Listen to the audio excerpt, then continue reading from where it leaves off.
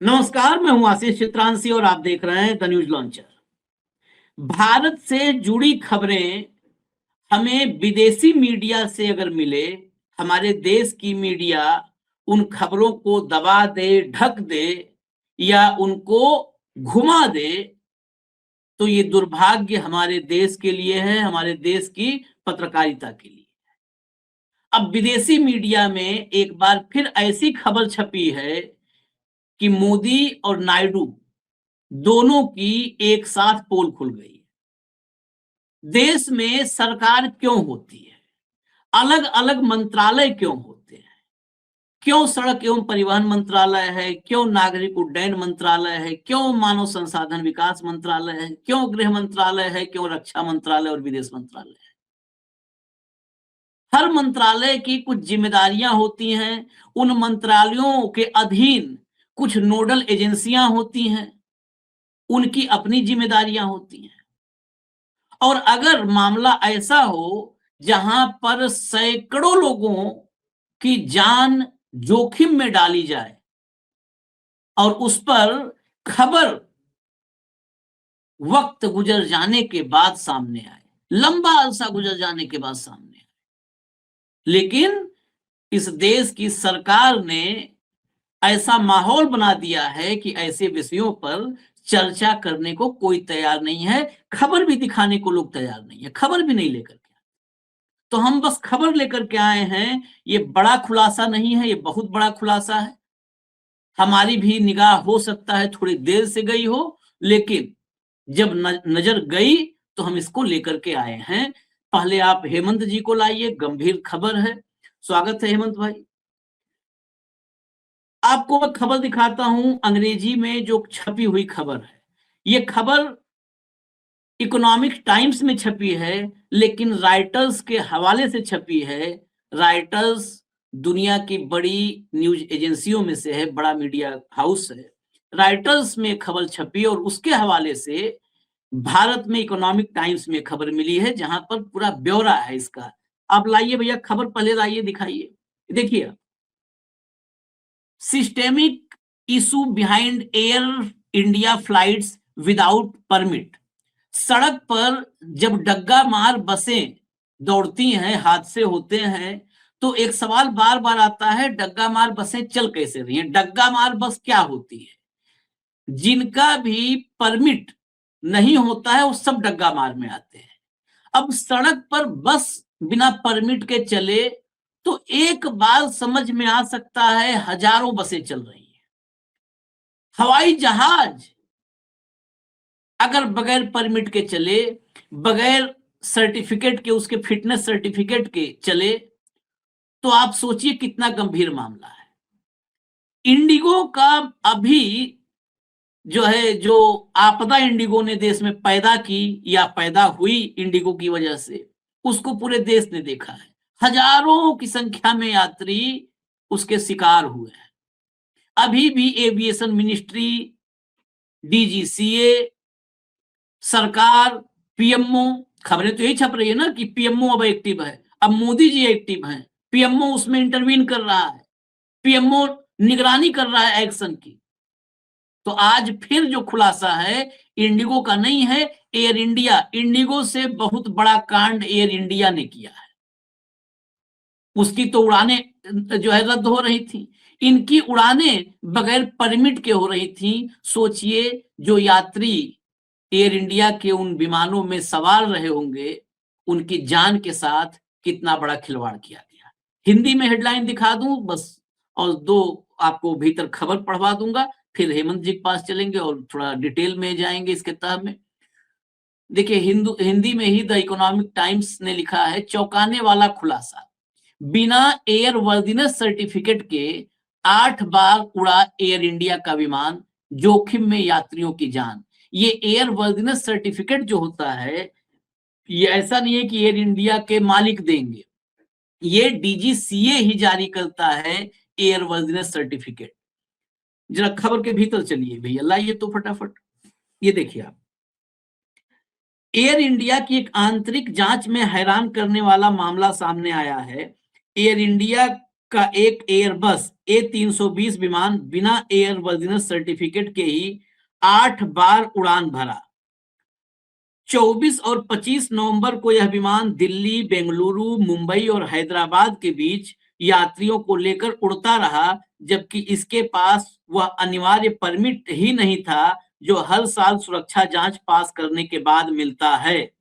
जांच में सामने आया कि विमान की देखरेख करने वाले इंजीनियरों और उड़ान भरने वाले पायलटों दोनों ने ही जरूरी दस्तावेजों की जांच नहीं की। सारा मामला के इंजीनियर और पायलट पे। यह ऐसी प्रोसेस है जिसे हर बार उड़ान से पहले ध्यान से देखा जाना चाहिए, लेकिन इस मामले में इसे नजरअंदाज कर दिया गया। आगे बढ़िए, जरा आगे बढ़िए, फटाफट लाइए। एयर इंडिया ने अपनी रिपोर्ट में इसे एक सिस्टमेटिक फेल्योर बताया, यानी सिस्टम में किसी एक व्यक्ति की नहीं बल्कि कई स्तरों पर गलती हुई। कंपनी ने कहा कि अब वह अपनी प्रोसेस और नियमों को और मजबूत करेगी ताकि भविष्य में ऐसी घटनाएं दोबारा न हो और यात्रियों की सुरक्षा पूरी तरह सुनिश्चित की जा सके। एयर इंडिया की आंतरिक रिपोर्ट में सिस्टम की बड़ी खामियां उजागर। राइटर्स के मुताबिक, मैंने कहा था ना कि विदेशी मीडिया जो है इसका सोर्स है, राइटर्स के मुताबिक आंतरिक जांच रिपोर्ट में कहा गया कि महत्वपूर्ण जानकारी सभी जिम्मेदार टीमों तक समय पर नहीं पहुंचाई गई। इसी वजह से वह मौके गंवाए गए जब समय रहते गलती को रोका जा सकता था। रिपोर्ट में यह भी लिखा गया कि यह घटना साबित करती है कि एयर इंडिया को अपनी प्रोसेस, टीमों के बीच संचार और नियमों का पालन करने की संस्कृति में तुरंत सुधार करने की जरूरत है। यह रिपोर्ट 6 दिसंबर को तैयार की गई है। यह जांच रिपोर्ट भारतीय विमानन प्राधिकरण को भेज दी गई है।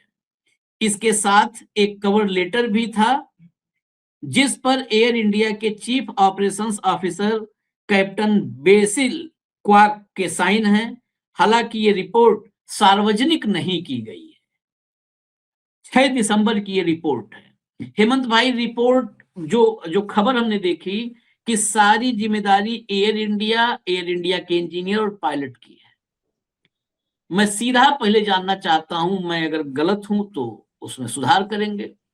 सब जिम्मेदारी एयर इंडिया इंजीनियर पायलट की है। एयर इंडिया भी किनारे हो रहा है, ऊपर के जो टॉप लेवल पे बैठे लोग हैं पायलट इंजीनियर की। डीजीसीए, नागरिक उड्डयन मंत्रालय नायडू साहब के पास है, नायडू साहब, उनकी भी कोई जिम्मेदारी है या नहीं है? आशीष भाई नमस्कार, आपको सारे दर्शक साथियों को भी। देखिए, पूरी दुनिया के इतिहास में मेरे ख्याल में ये एक अपना अलग किस्म का विरला ही कार्यक्रम होगा कि जिसको सही मायने में अमृतकाल कहते हैं। आपने बसें सुनी होगी, कोई छोटा मोटा व्हीकल सुना होगा कि जिसका फिटनेस सर्टिफिकेट नहीं है, वो उड़ रहा है। एयरवर्दीनेस सर्टिफिकेट जो जहाज का है वो तो बेसिक है, उसके बिना तो जहाज टर्मिक पे भी नहीं आ सकता। रनवे की तो बात ही छोड़ दीजिए। तो पहला ओवरसाइट तो नंबर 1 तो एयर इंडिया के पार्ट पे है निश्चित तौर पर। वो सबसे पहली जरूरत है फ्लाइट इंजीनियर की, जो हर फ्लाइट के बाद उसको चेक करता है जहाज का, मैनुअली एक बार सारी चीजें देखता है। उसमें सबसे पहले कोई क्या देखेगा? सबसे पहले तो एयरवर्दीनेस सर्टिफिकेट की एक्सपायरी देखेगा। दूसरा, कोई भी एयरक्राफ्ट है आपके पास, चाहे वो लीज पे है चाहे वो आपका अपना है, जैसे भी, उसमें एयरवर्दीनेस सर्टिफिकेट तो आपके सिस्टम में नहीं होता कि इस फला की इस दिन एक्सपायर हो रही है, इस दिन इसकी इस दिन एक्सपायर हो रही है। टाइमली आप उसके रिकॉर्ड मैच करते हैं, उसका मेंटेनेंस रिकॉर्ड भेजते हैं डीजीसीए को, और वो समय जब एक्सपायरी होती है उससे पहले वो रिन्यू कराने का प्रोसेस शुरू कर दिया जाता है कि इसका ये मेंटेनेंस रिकॉर्ड है, ये इसके जो भी कल पुर्जे हैं, फला है, वो सारी चीजें की जाती है। तो एक पार्ट तो सीधा सीधा फ्लाइट इंजीनियर का। दूसरा, पायलट भी जो जब लेके उड़ता है उसका भी सबसे पहला ध्यान किस बात पे जाएगा? जो क्लियरेंस देगा फ्लाइट इंजीनियर, वो तो एक अलग चीज है, उसका भी तो ध्यान सबसे पहले वहीं जाएगा। तो यानी कि एयर इंडिया का पूरा सिस्टम, ये कह रहे कि कोलैप्स हो गया। कोलैप्स नहीं कहता मैं इसको, पूरा सिस्टम क्रैश हो गया। कोलैप्स छोटा शब्द है, पूरा सिस्टम क्रैश हो गया है। आपके जितना भी ऑपरेशन सिस्टम है, ऑपरेशंस वालों के पास सबको नहीं पता कि फलाए जहाज की, एयरबस की, फलाने की, ये जो भी फ्लीट वो करते हैं, ऑपरेट करते हैं, कि फला की उस दिन को ड्यू है, फला की उस दिन को, उसका पूरा एक सिस्टम है। मेंटेनेंस का अलग है, इंजीनियरिंग का अलग है, फ्लाइट इंजीनियर्स अलग है, पायलट्स अलग है। लेकिन ये चीज तो जो एयरवर्दीनेस सर्टिफिकेट है, ये तो ऐसी चीज है, इसके बिना तो आप सोच भी नहीं सकते जहाज को उड़ाने के। और 24 और 25 नवंबर तक 2 फ्लाइट कर दी उस जहाज ने, आप सोचिए। तो वास्तव में अमृतकाल है भाई ये। आप इसमें किस तरीके का वो मत मानिएगा, आप केवल एक कल्पना कीजिए। ये तो शुक्र है ऊपर वाले का कि कोई इस तरह की चीज नहीं हुई।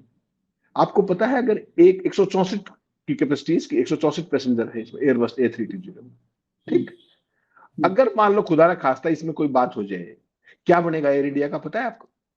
ना तो कोई इंश्योरेंस मिलेगा, कंपनी कोई इंश्योरेंस नहीं देगी क्योंकि उसका एयरवर्दीनेस सर्टिफिकेट ही नहीं है बेसिक। और एयर इंडिया के ऊपर कितनी लायबिलिटी आएगी आप उसकी महज कल्पना कर सकते हैं। जो पिछला जहाज गिरा था अहमदाबाद के अंदर, उसकी जो लायबिलिटी थी वो हजारों करोड़ में थी, ध्यान रखिएगा। ये विदेशी कंपनी थी उसकी इंश्योरर। तो अगर ये जहाज मान लो इसमें कोई खुदा ना खास्ता मीन में या कोई इस तरह की चीज हो जाए, इसकी लायबिलिटी कौन भरेगा? पहला। दूसरा, भारत के जितने भी सिस्टम्स हैं, एयर इंडिया का सिस्टम क्रैश क्या होता है एक अलग पक्ष, डीजीसीए के पास भी तो सारा ही रिकॉर्ड होता है, ये नहीं होता, ठीक। उसके बाद जो एयरपोर्ट पे जो सारा सिस्टम लगा हुआ है, क्या वो ये चेक नहीं करते कि फ्लाई हर एक उसका एयरक्राफ्ट का कॉल साइन है, ठीक। उसके बावजूद वो जहाज 8 फ्लाइट कैसे ले गया 24 और 25 नवंबर को, ये बात समझ से परे है। इसमें एयर इंडिया तो 100% रिस्पॉन्सिबल है ही है। आपका जो ऑपरेटिव और ओवरऑल सुपरवाइजरी रोल होना चाहिए डीजीसीए का, वो भी तो मिसिंग है इसमें कहीं ना कहीं। उस फ्लाइट को उस जहाज को फ्लाई करने की परमिशन मिली कैसे? टेक ऑफ कैसे हुआ? वो सवाल तो यह आएगा ना। अगर कोई जहाज एयरवर्दी नहीं है, वो कैसे आएगा रनवे के ऊपर? आप बता दीजिए। और 8 फ्लाइट कर दी, इसमें तो कितने लोग फंसेंगे? एयर इंडिया का तो पूरे का पूरा मैनेजमेंट से लेकर के ये ओवरसाइट, ये नहीं एक नीचे से, हर डिपार्टमेंट इन्वॉल्व है इसके अंदर। तो ये एक आपराधिक लापरवाही है। और ऊपर से डीजीसीए ने जिस तरीके से उसको ओवरसाइट कर दिया, आप समझिए इसका क्या है। एयर इंडिया को इस तरह की जो आपराधिक लापरवाही के लिए इंश्योरेंस कंपनियां क्या कर सकती, सोचिएगा आप। दूसरा, जिन कंपनियों से आप विदेशी कंपनियों से जहाज लीज पे लेते हैं, वो आपके बारे में क्या राय बनाएंगी? वो आपको मना नहीं कर देंगे कि हम तो आपको लीज देते नहीं, आपका तो सिस्टम ही इतना बुरा हाल है कि अनवर्दी जहाज को आप उड़ा देते हो। तो एयर इंडिया की मुसीबतें कम नहीं हो रही, बढ़ रही हैं लगातार। वो जो हादसा था अहमदाबाद वाला, उससे उनकी जो ब्रांड वैल्यू को नुकसान हुआ। आपको पता है आज भी दिल्ली से वाशिंगटन डीसी की जो डायरेक्ट फ्लाइट थी एयर इंडिया की, वो एक सितंबर से बंद पड़ी। एयर इंडिया का तो पूरा इंटरनेशनली फेम था भाई। टाटा के पास जाने के बाद तो हम सब ये उम्मीद करते थे कि सारे सिस्टम्स इंप्रूव होंगे, जहाज की मेंटेनेंस, जहाज की सारी क्वालिटी, ओवरऑल इंटीरियर, सारी चीजें अच्छी होंगी, सर्विसेज अच्छी होंगी। यहां तो उल्टा हो गया। ऐसा जहाज जिसके पास एयरवर्दीनेस सर्टिफिकेट नहीं है और एयर इंडिया ने उसको उड़ा दिया, तो आप सोचिए इससे ब्रांड वैल्यू को कितना बड़ा नुकसान होगा। ओवरऑल इंटरनेशनली बात कर रहा हूं। पैसेंजर की परसेप्शन का क्या होगा कि यार थोड़ा सा देख लो। अब मैं और आप तो एयरवर्दीनेस सर्टिफिकेट देख नहीं सकते, देख सकते हैं हम तो अपनी टिकट बुक करा सकते हैं, पैसे दे सकते हैं, हमें क्या पता। तो इससे जो ब्रांड को डैमेज हो रहा है, वो आप उसकी सहज कल्पना कर सकते हैं। चाहे वो लीजिंग कंपनी हो, चाहे वो इंश्योरेंस हो, चाहे ओवरऑल मार्केट का एक सेंटीमेंट हो। अहमदाबाद वाली घटना के बाद एयर इंडिया पे वास्तव में संकट के बादल थे, कोई माने या ना माने। उसके कारण तो अभी तक नहीं आए पूरे डिटेल, हादसा में क्या हुआ क्या नहीं हुआ। लेकिन अगर ओवरऑल देखेंगे, जो ब्रांड परसेप्शन है, वो ब्रांड परसेप्शन बहुत बुरे तरीके से कंप्रोमाइज हुई इस मामले के अंदर। और अब ये जो अपराध हुआ है, ये अपराध ही कहेंगे आप इसको, क्योंकि स्वीकार कर लिया एयर इंडिया ने, स्वीकार करना ही पड़ेगा, नहीं तो आप दिखाइए एयरवर्दीनेस सर्टिफिकेट कहा था। तो अब एक प्रिलिमिनरी इंक्वायरी उन्होंने करके भेजी डीजीसीए को, डीजीसीए अपने लेवल पे इंक्वायरी कर रहा है। लेकिन ये जो वायलेशन है कि बिना एयरवर्दीनेस सर्टिफिकेट के, आप समझ सकते हैं इसकी क्या क्या फॉलोआउट्स है। ऑपरेटर लाइसेंस सस्पेंड हो सकता है इसके अंदर। एयर इंडिया का जो अगर एक्सट्रीम पे जाओगे आप, तो उसका जो ऑपरेटर लाइसेंस है ऑपरेटर का, वही सस्पेंड हो सकता है। एयर इंडिया की सारी फ्लाइट ग्राउंड हो सकती है और हैवी पिनल एक्शन तो हो ही सकता है। यहां तक अगर बात पहुंची है, तो ये सीरियस फ्लॉज है हमारे पूरे सिस्टम के अंदर। पूरे सिस्टम ऐसी हरकत तो मेरे ख्याल नेपाल और बांग्लादेश में भी नहीं होती होगी। एक जहाज एयरवर्दीनेस सर्टिफिकेट के बिना उड़ गया भाई। ये मैंने तो हमने सिविल एविएशन खूब कवर किया लंबे समय तक, लेकिन ऐसी चीज तो मेरे सामने तो पहली बार आई। तमाम जो दूसरे देश है इस तरह के, जो थर्ड वर्ल्ड कंट्रीज, उसमें तमाम हादसे होते रहते हैं छिटपुट, लेकिन ऐसी चीज कोई नहीं आई कि एयरवर्दीनेस सर्टिफिकेट ना और जहाज उड़ रहा हो। तो ये अपने आप में अमृतकाल की एक नई वो है। पूरे के पूरे जो एयर इंडिया ने जो अपने इन हाउस जो भी इंप्रूवमेंट्स करने हैं, चेक्स एंड बैलेंसेस मजबूत करने हैं, वो तो करेंगे। सवाल डीजीसीए का है कि जहाज का काल साइन है, सब कुछ है, उनके पास भी तो सारा रिकॉर्ड है, इशू तो वही करते हैं। इसी बात को बहुत और थोड़ा आसान समझने के लिए भाषा में, जो लोग मल्टी स्टोरेज बिल्डिंग में रहते हैं, जो अपार्टमेंट्स बने हैं, वहां लिफ्ट के अंदर सेफ्टी सर्टिफिकेट लगता है। हाँ, वो लिफ्ट सेफ्टी सर्टिफिकेट अगर रिन्यूअल नहीं हुआ है तो कई बार रेड पड़ती है और सीज कर दिया जाता है, बिल्डिंग तक सीज होती है, हैवी पेनाल्टी लगती है। होटल्स रेस्टोरेंट हैं, फायर सेफ्टी है कि नहीं है, कभी कभी मतलब कभी भी रेड पड़ जाता है। अभी फायर सेफ्टी का देखा आपने गोवा में एग्जाम्पल, कि नहीं थे उसके कागज पत्तर, कितने लोगों की जान गई। सरकार को, डिपार्टमेंट को नहीं फर्क है, सब जगह वैसे ही है, सब जगह अमृतकाल में सब सोए हुए हैं। लेकिन प्रावधान यही है ना, फायर डिपार्टमेंट में भी एक अलग विंग होता है जो टाइम टाइम पे सिनेमा हॉल में, रेस्टोरेंट में, होटल्स में रेड डालते हैं। एकाएक पहुंचते हैं, कहते हैं फायर सेफ्टी का दिखाओ, अपना रिकॉर्ड दिखाओ, जबकि उनकी संख्या बहुत है, हजारों होटल रेस्टोरेंट उनके पास, बहुत बड़ा क्षेत्र है। यहां पर मैं बता दूं आपको, एयर इंडिया के कितने विमान हैं, टोटल कितने विमान हैं, विमान टोटल 190 से 194 जो मेरे पास आंकड़े आ रहे हैं, 190 से 194 एयरक्राफ्ट हैं टोटल एयर इंडिया के।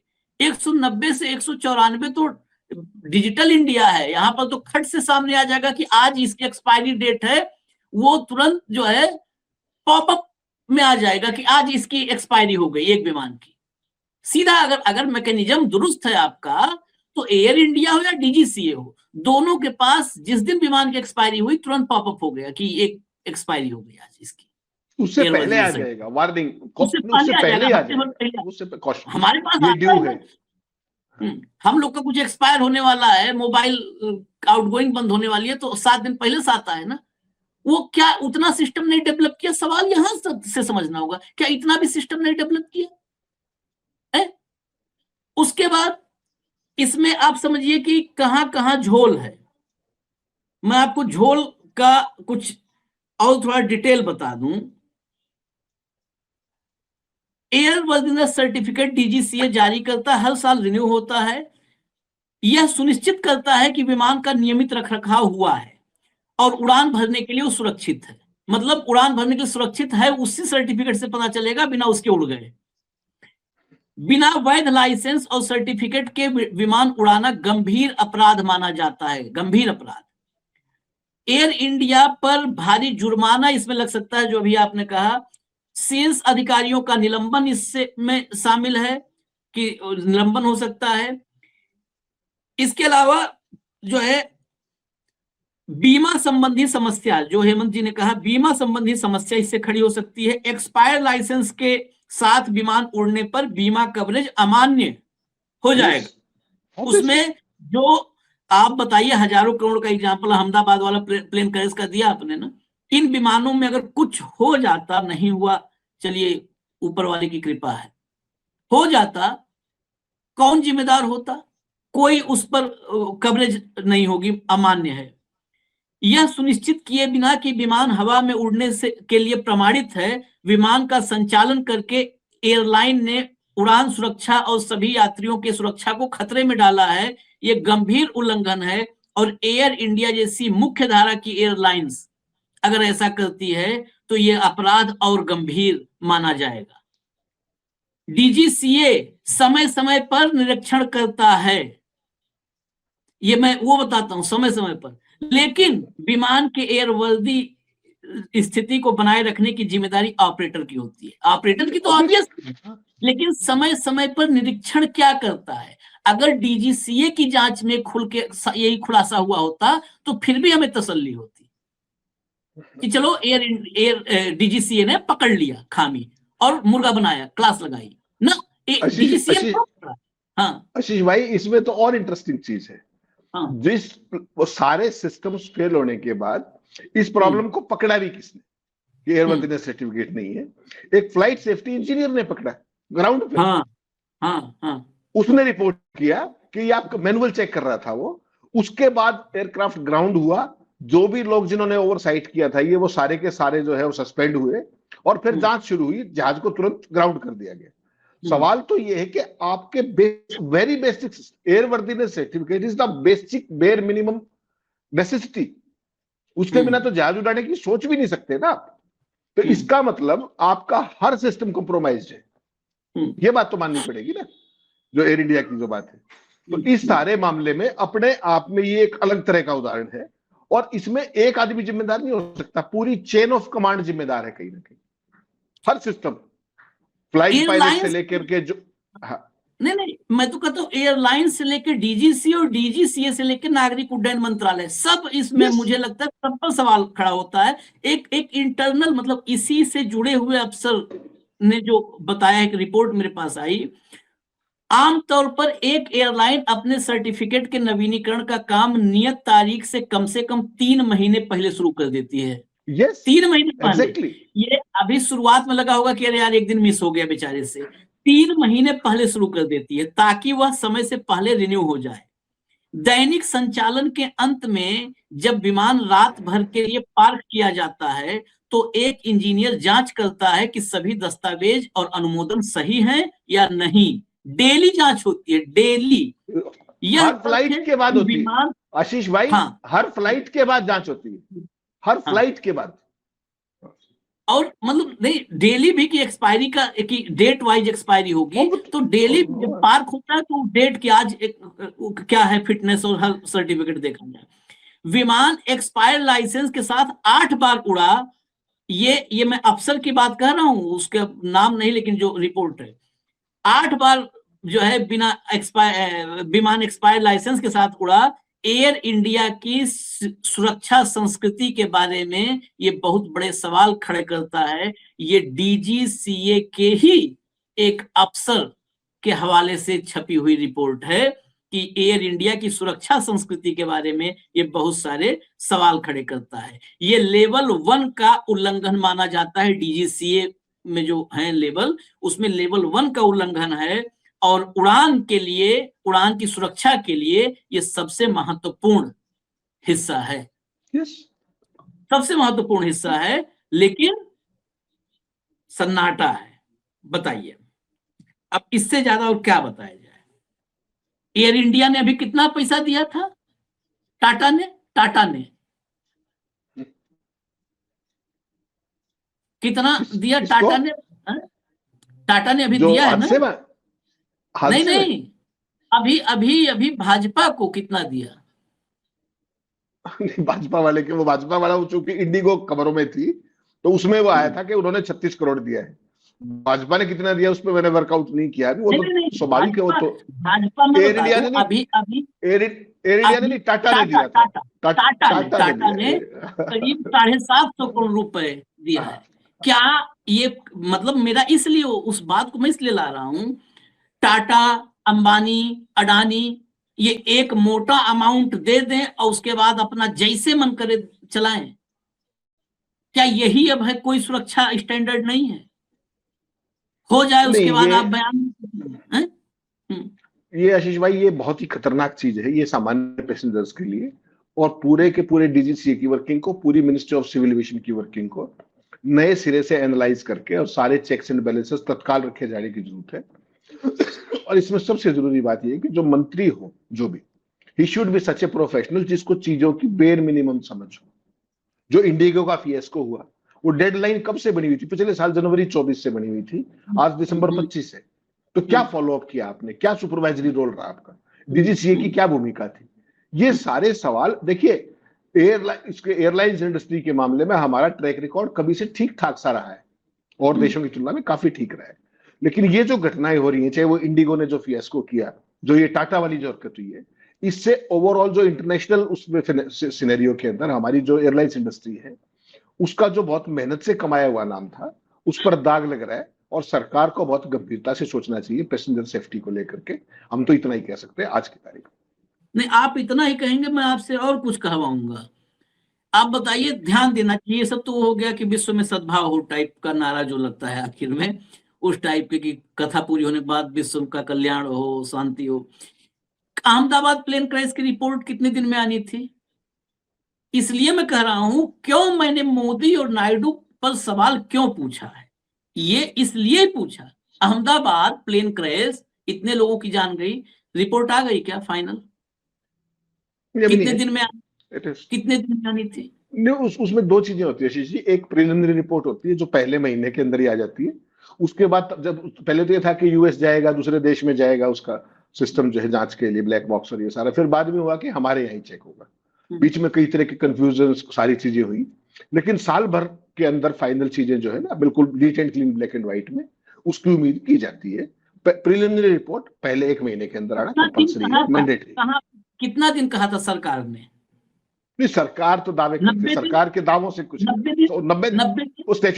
90 दिन स्टैट्यूटरी पीरियड। यस, 90 दिन में रिपोर्ट आएगी। इस बीच में मेरे सवाल में कई सारे वो हैं। इस बीच में वो रिपोर्ट कितनी जगह पर लीक हो चुकी, और रिपोर्ट के लीकेज से क्या क्या बातें छप चुकी कि मतलब बताइए, उस बुजुर्ग पिता की स्थिति समझिए। रिपोर्ट नहीं ना फाइनल आई। नहीं। पायलट के बुजुर्ग पिता, जिसका फ्लाइंग आवर्स का इतना बड़ा वो था, इतना एक्सपीरियंस्ड पायलट, पिता की स्थिति सीधा सीधा छप गया था ना लॉबिंग में, कॉर्पोरेट खेल में।